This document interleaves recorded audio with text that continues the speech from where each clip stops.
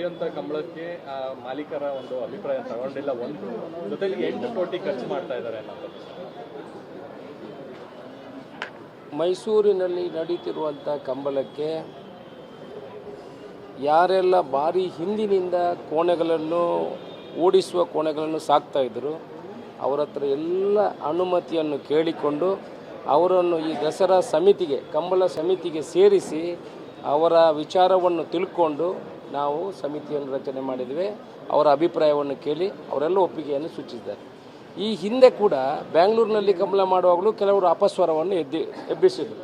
ಆನಂತರ ನಮಗೆ ಅಲ್ಲಿ ತಡೀಲಿಕ್ಕೆ ಆಗಲಿಲ್ಲ, ಅಷ್ಟು ಜೊತೆ ಕೋಣೆಗಳು ಬೆಂಗಳೂರು ಕಂಬಳಕ್ಕೆ ಬರುವಂಥದ್ದನ್ನು ನಮಗೆ ಅವರು ರಿಜಿಸ್ಟ್ರೇಷನ್ ಮಾಡಿದರು. ನಾವು ಮತ್ತು ಅದರಲ್ಲಿ ಇದು ಮಾಡಿ ಫಿಲ್ಟ್ರ್ ಮಾಡಿ ಯಾವುದೆಲ್ಲ ದೊಡ್ಡ ಜೊತೆ ಕೋಣೆಗಳಿದ್ದಾವೆ, ದೊಡ್ಡ ಕೋಣೆಗಳಿದ್ದಾವೆ, ಅದನ್ನು ಮಾತ್ರ ತರಬೇಕು ಅಂತ 175 ಜೊತೆ ಕೋಣೆಗಳನ್ನು ನಾವು ಅಲ್ಲಿಗೆ ಆಯ್ಕೆ ಮಾಡಿದ್ದೀವಿ. ಈ ಸಲ ಕೂಡ ನಮ್ಮ ಹತ್ರ ಸುಮಾರು ಈಗಲೇ ರಿಜಿಸ್ಟ್ರೇಷನ್ ಆರಂಭ ಆಗಿದೆ. ಸುಮಾರು 182 ಕೋಣೆಗಳ ಯಜಮಾನರುಗಳು ನಮ್ಮ ಹತ್ರ ರಿಜಿಸ್ಟ್ರೇಷನನ್ನು ಮಾಡಿದ್ದಾರೆ.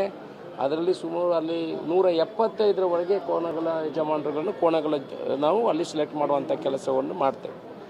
ಮತ್ತು ಸುನೀಲ್ ಕುಮಾರ್ ಅವರು ಹೇಳಿದ್ದಾರೆ, ಏನು ಅದಕ್ಕೆ 8 ಕೋಟಿ ಖರ್ಚು ಮಾಡೋದು ಯಾಕೆ, ಇಲ್ಲಿ ಕಂಬಳಗಳಿಗೆ 25 ಲಕ್ಷ ಕೊಡಿ ಅನ್ನೋವನ್ನು ಕೂಡ ನಾನು ಮಾಧ್ಯಮದಲ್ಲಿ ತಿಳ್ಕೊಂಡೆ.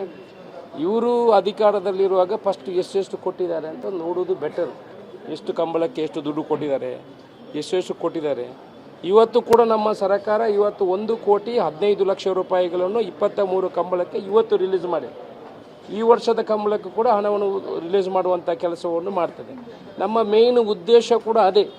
ಇವತ್ತು ಬೆಂಗಳೂರಿನಲ್ಲಿ ಕಂಬಳ ಮಾಡಿರುವಂಥದ್ದು, ಇವತ್ತು ಮೈಸೂರಿನಲ್ಲಿ ಕಂಬಳ ಮಾಡಿರುವಂಥದ್ದು, ಕಂಬಳವನ್ನು ಮುಖ್ಯವಾಹಿನಿಗೆ ತರಬೇಕು. ಕರ್ನಾಟಕದ ಪ್ರವಾಸೋದ್ಯಮದಲ್ಲಿ ಕಂಬಳವನ್ನು ತೋರಿಸುವಂಥ ಕೆಲಸವನ್ನು ಮಾಡಬೇಕು. ಇವತ್ತು ಏನು ಕಂಬಳದ ಯಜಮಾನರಿದೆ, ಕಂಬಳಕ್ಕೆ ಪ್ರಾಧಾನ್ಯತೆ ಸಿಗುವಂಥ ಕೆಲಸ ಆಗಬೇಕು. ಇವತ್ತು ಸುನೀಲ್ ಕುಮಾರ್ ಹೇಳಿದ್ದಾರೆ ಅದೇ ರೀತಿ ಮುಂದೆ ಹೆಚ್ಚಿನ ಅನುದಾನಗಳು ಕಂಬಳಕ್ಕೆ ಬರಬೇಕು. ಯಾವತ್ತು ಮುಖ್ಯವಾಹಿನಿಗೆ ಬರ್ತದೆ ಹಾಗೆ ಹೆಚ್ಚಿನ ಅನುದಾನಗಳು ಕೊಡುವಂಥದ್ದು ಪರಿಸ್ಥಿತಿ ನಿರ್ಮಾಣ ಆಗ್ತದೆ. ಈ ಹಿಂದೆ 1 ರೂಪಾಯಿ ಕೊಡ್ತಾ ಇರಲಿಲ್ಲ. BJP ಸರ್ಕಾರ 5 ವರ್ಷ ಇರುವಾಗ ಬರೀ 2 ವರ್ಷ ಮಾತ್ರ ದುಡ್ಡು ಸಿಗ್ತದೆ, ನಮಗೆ 3 ವರ್ಷ ದುಡ್ಡು ಸಿಗಲಿಲ್ಲ. ಯಾರು ಕೊಟ್ಟಿದ್ದಾರೆ? ನಾನೇ ಫಾಲೋಅಪ್ ಮಾಡ್ತಾ ಇದ್ದದ್ದು. ನಮ್ಮ ಕಾಂಗ್ರೆಸ್ ಸರ್ಕಾರ ಬಂದ ನಂತರ ಬೆಂಗಳೂರು ಕಂಬಳಕ್ಕೆ 2 ಕೋಟಿ ರೂಪಾಯಿ ಕೊಟ್ಟಿದ್ದಾರೆ ಸರ್ಕಾರದಿಂದ. 50 ಲಕ್ಷ ರೂಪಾಯಿ ಬೇರೆ ಕಡೆಯಿಂದ ಕೊಡುವಂಥ 2.5 ಕೋಟಿ ಕೊಟ್ಟಿದ್ದಾರೆ. ಪ್ರತಿ ವರ್ಷ ಕೂಡ ನಮಗೆ 1 ಕೋಟಿ ರೂಪಾಯಿಯನ್ನು ಕೊಡೋದು. ಕಳೆದ ವರ್ಷ ಮಾತ್ರ 50 ಲಕ್ಷ ಕೊಟ್ಟಿದ್ದಾರೆ, ಅದಕ್ಕೆ ಹಿಂದೆ 1 ಕೋಟಿ ಚಿಲ್ಲರೆ ಕೊಟ್ಟಿದ್ದಾರೆ. ಈ ವರ್ಷ ಕಳೆದ ವರ್ಷಕ್ಕೆ 1,15 ಲಕ್ಷ, ಈ ವರ್ಷಕ್ಕೆ 1,30 ಲಕ್ಷವನ್ನು ಕೂಡ ರಿಲೀಸ್ ಮಾಡುವ ಪ್ರಸ್ತಾವನೆ ಸರ್ಕಾರಕ್ಕೆ ಕಳಿಸಿದ್ದೀವಿ. ಸರ್, ಇದರ ಜೊತೆಯಲ್ಲಿ ಸರ್ ಮೈಸೂರಿನಲ್ಲಿ ಆಚರಿಸೋದಕ್ಕೆ ಏನು ಒಂದು ಕಡೆ ಸಂಸದರಾದಂಥ ಮಹಾರಾಜ ವಿರೋಧ ಮಾಡ್ತಾ ಇದ್ದಾರೆ, ಯದುವೀರ್ ಒಡೆಯರ್ ಅವರು. ಹಾಗಾಗಿ ಅದನ್ನು ಯಾವ ರೀತಿಯಾಗಿ ನೋಡ್ತಾರೆ ಸರ್? ಒಪ್ಪಿಗೆ ಇದೆಯಾ? ಯಾಕಂದರೆ ಅಲ್ಲಿನ ಒಂದು ಐತಿಹಾಸಿಕ ಕಥೆ ಇರ್ತಕ್ಕಂಥದ್ದು ಮಹಿಷಾಸುರನನ್ನು ಕೊಂದಂಥ ಚಾಮುಂಡಿ ದೇವಿ ಇದರಲ್ಲಿ ಕೋಣನ ಒಂದು ರೀತಿಯಾದಂಥ ಮೆರೆಸೋವಂಥದ್ದು ಬೇಡ ಅನ್ನೋಂಥದ್ದು ಕಥೆ. ನೋಡಿ, ಇದು ನಿಮಗಿರುವಂಥ ತಪ್ಪು ಮಾಹಿತಿ. ನಾವು ಬೆಂಗಳೂರಿನಲ್ಲಿ ಕಂಬಳ ಮಾಡೋ ಕೂಡ ಮಹಾರಾಣಿ ಇದನ್ನೇ ಹೇಳಿದರು, ನಮಗೆ ಕುದುರೆಯ ನಂಟು ಇರುವಂಥದ್ದು, ನಮಗೆ ಕೋಣೆಗಳ ನಂಟು ಇಲ್ಲ.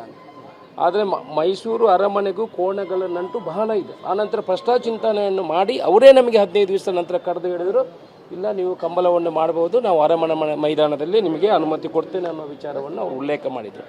ಆದ್ದರಿಂದ ನೀವು ಹಿಂದಿನ ಇತಿಹಾಸವನ್ನು ನೋಡಿದರೆ ಕೋಣಗಳಿಗೆ ಮತ್ತು ಮೈಸೂರು ಅರಮನೆಗಳಿಗೆ ಸಂಬಂಧ ಇದೆ. ಮತ್ತು ಇವಾಗ ಕಂಬಳ ಮಾಡುವಂಥದ್ದು ಕರ್ನಾಟಕ ಸರ್ಕಾರ ಮಾಡೋದು. ಕರ್ನಾಟಕ ಸರ್ಕಾರ ಮಾಡಿದರೆ ಅವರು ರಾಜಕೀಯ ಮಾಡಬಾರ್ದು ಅಂತ ನಾನು ಹೇಳೋದು. ಇವರು ಮಾಡ್ತಾ ಇರೋದು ರಾಜಕೀಯ.